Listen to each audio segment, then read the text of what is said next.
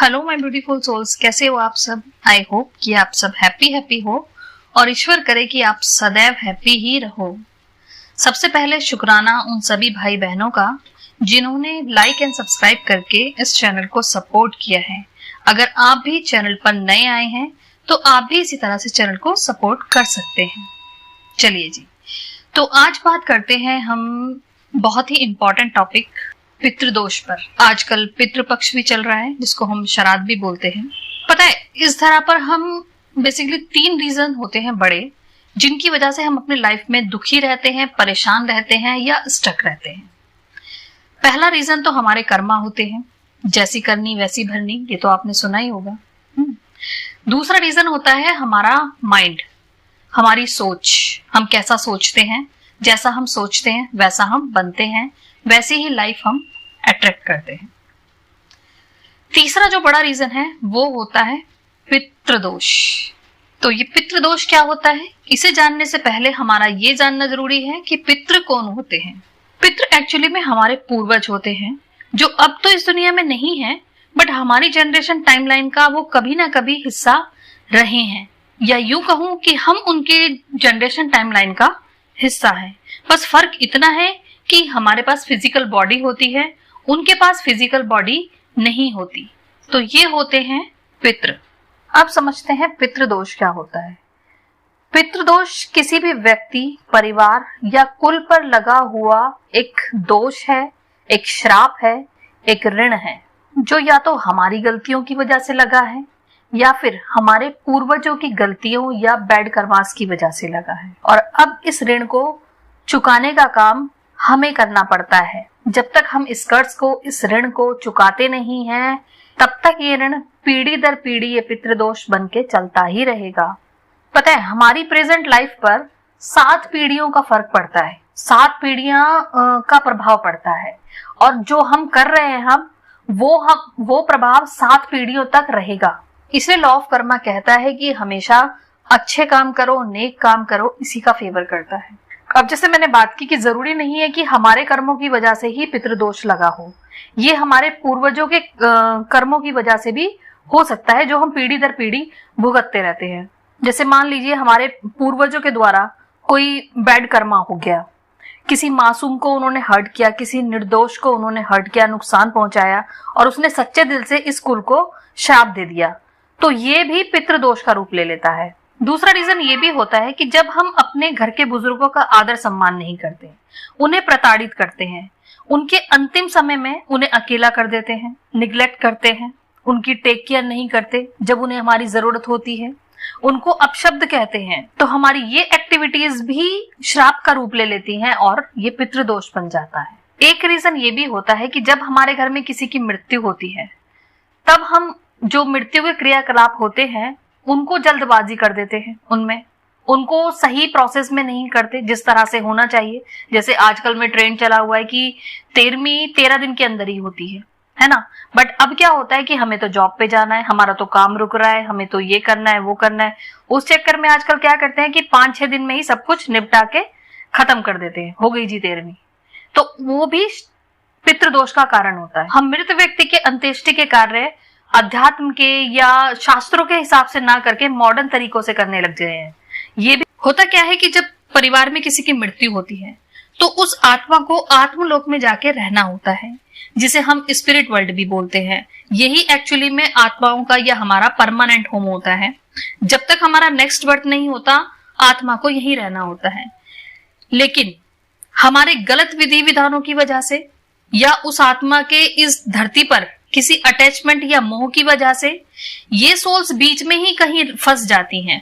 फिर इन सोल्स को lower dimensions में रहना पड़ता है, जहां इन्हें दुख, पेन, तरह तरह की प्रताड़ना सहनी पड़ती है, और इन सोल्स को सदगति नहीं मिल पाती, और ये सोल्स काफी पेन में और उदासी में यहाँ पे रहती हैं।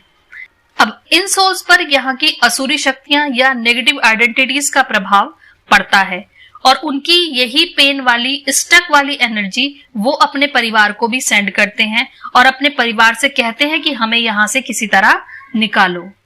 और इस परिवार पर भी इन नेगेटिव आइडेंटिटीज का प्रभाव पड़ने लगता है और हम कहते हैं कि पितृदोष लग गया। हमारे पितृ हमें पीड़ा नहीं देते, बल्कि ये जो असुरी शक्तियां हैं वो हम पर अपना प्रभाव बनाने लगती हैं। उनकी नेगेटिविटी हमारे परिवार पर पड़ना शुरू हो जाती है।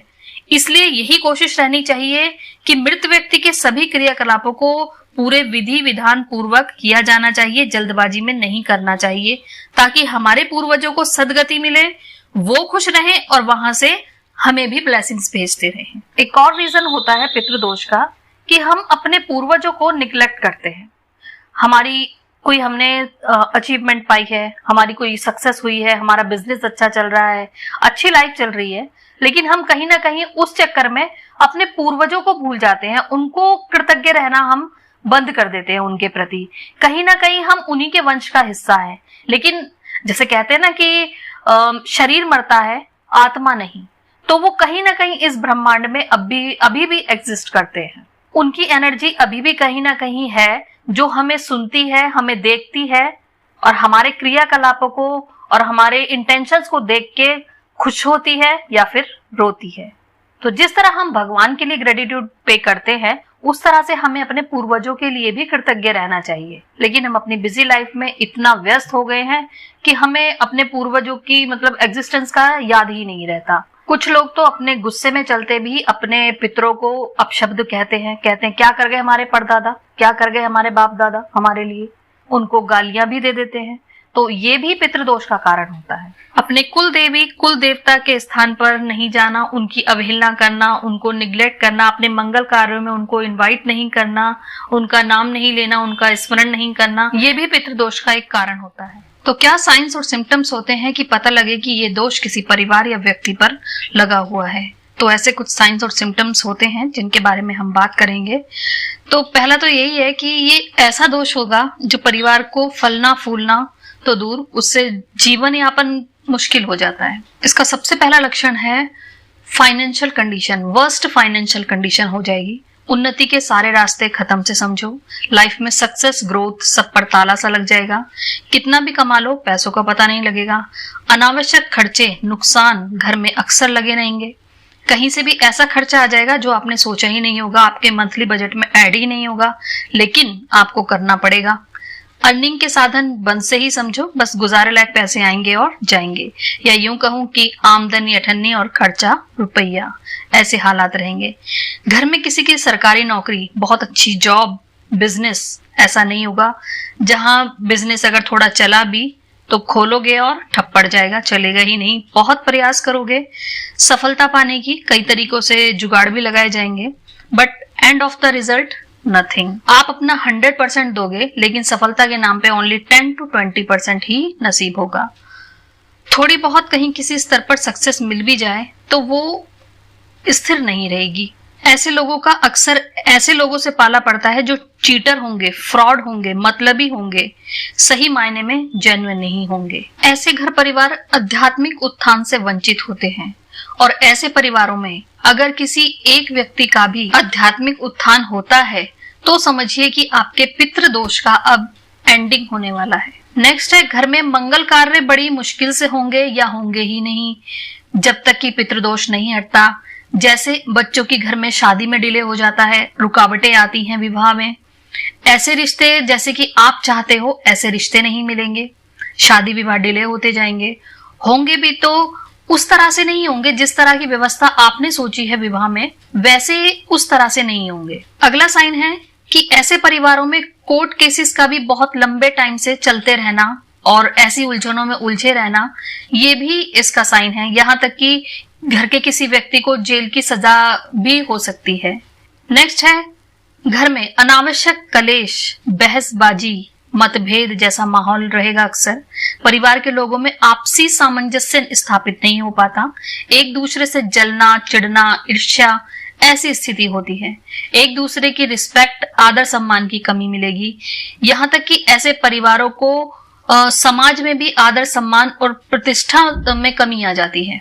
नेक्स्ट है, घर में अननेचुरल डेथ्स का होना, एक्सीडेंट्स का होना, चोरी, आग, ऐसी दुर्घटनाएं होना, ये भी इसी ओर इशारा करती हैं। अगला है, ऐसे घरों में संतान सुख की भी कमी होती है, जैसे या तो इस घर में संतान नहीं होगी, या बेटी बेटी होंगी, या ओनली बेटे बेटे होंगे, और गर्भ धारण करने में भी, कंसीव करने में भी प्रॉब्लम्स आती हैं, गर्भपात अक्सर होते रहते हैं।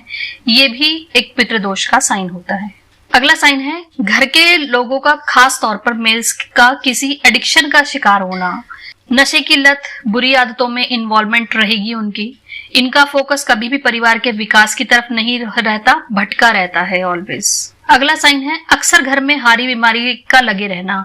एक रोग ठीक नहीं होगा, दूसरा हो जाएगा, या लंबी बीमारी से भी सामना करना पड़ सकता है।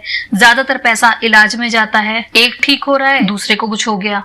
अगला है सपने में आप अक्सर अपने पूर्वजों को या परिवार के मृत लोगों को अक्सर देखते हो, वो भी नाखुश अवस्था में। वो आपसे कुछ डिमांड करते हुए नजर आते हैं, जैसे कपड़े, पैसे या कुछ भी, और वो आपको खुश दिखाई नहीं देते। ये भी एक बहुत बड़ा साइन होता है पितृदोष का। अगला लक्षण भी सपने से रिलेटेड ही है। जिन पर पितृदोष होता है उन्हें अक्सर टॉयलेट सीट्स दिखती हैं सपने में, पूप्स दिखेंगे, गंदा पानी इकट्ठा हुआ दिखेगा, गंदगी दिखती है, जहरीले जानवर दिखेंगे जैसे काली छिपकली, सांपों का दिखना, जो आपको डरा रहा होगा या आपको बाइट करने की कोशिश कर रहा होगा, या फिर आपका रास्ता रोकने की कोशिश कर रहा होगा। यह भी पितृदोष के साइंस होते हैं। आप सपने में खुद को अक्सर नग्न अवस्था में देखोगे, कहीं बाहर नहाते हुए देखोगे या टॉयलेट करते हुए देखोगे, और आप बड़ा इनसिक्योर सा फील कर रहे होंगे। उस टाइम आपको बड़ी शर्म सी फील आ रही होगी, और आपके चारों ओर कोई सेफ्टी भी नहीं होगी। आपको ऐसा लग रहा होगा कि मुझे कोई देख रहा है।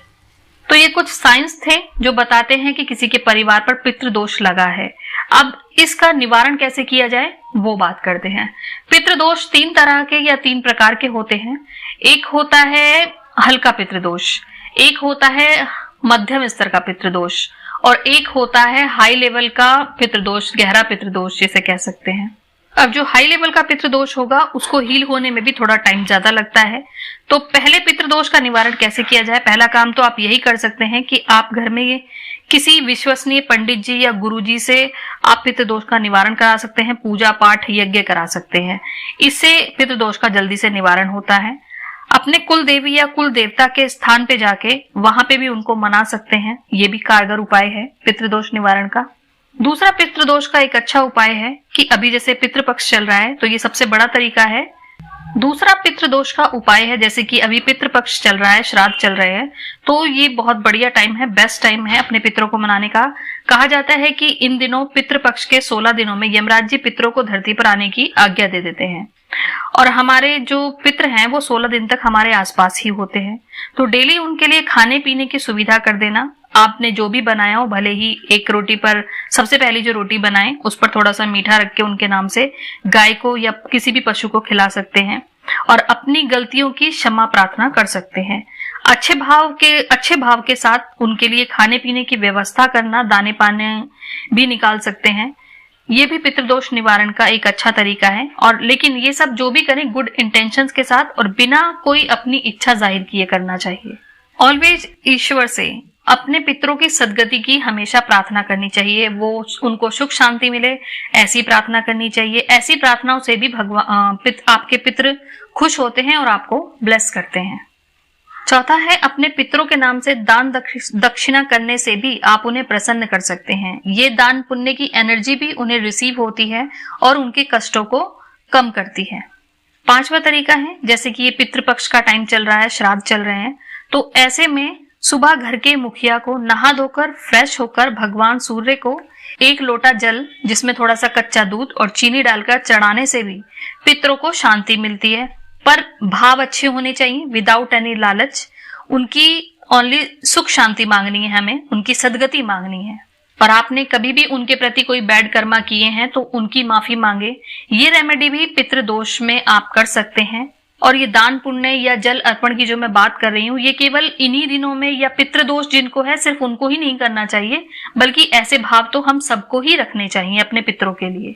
छठा उपाय है, आप अमावस्या जरूर निकालें हर महीने की।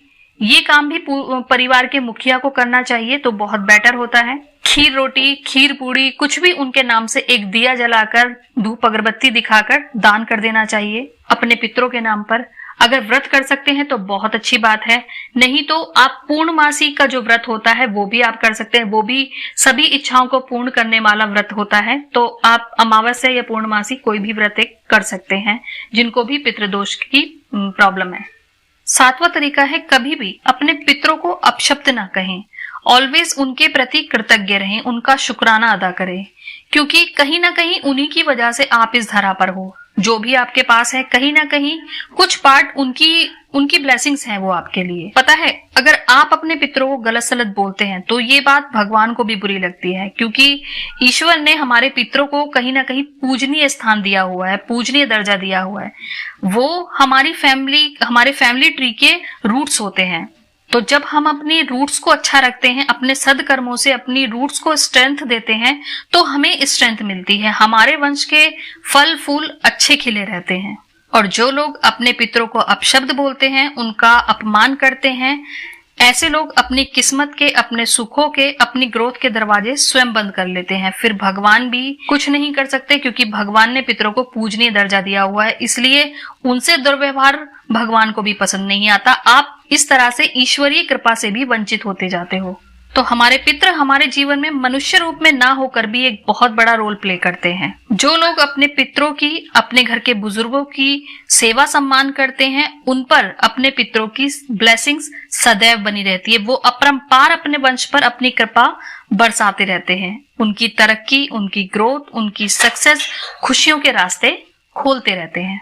पितृदोष को दूर करने का एक बहुत ही सिंपल सा और सटीक उपाय है, भगवान शिव जी की शरण हो जाइए। भगवान शिव जी तो देवों के देव, महादेव हैं। तो आप उनका कोई भी मंत्र, जैसे ओम नमः शिवाय, अपने आप में बहुत ही सिंपल और बहुत ही इंपॉर्टेंट मंत्र है भगवान शिव का।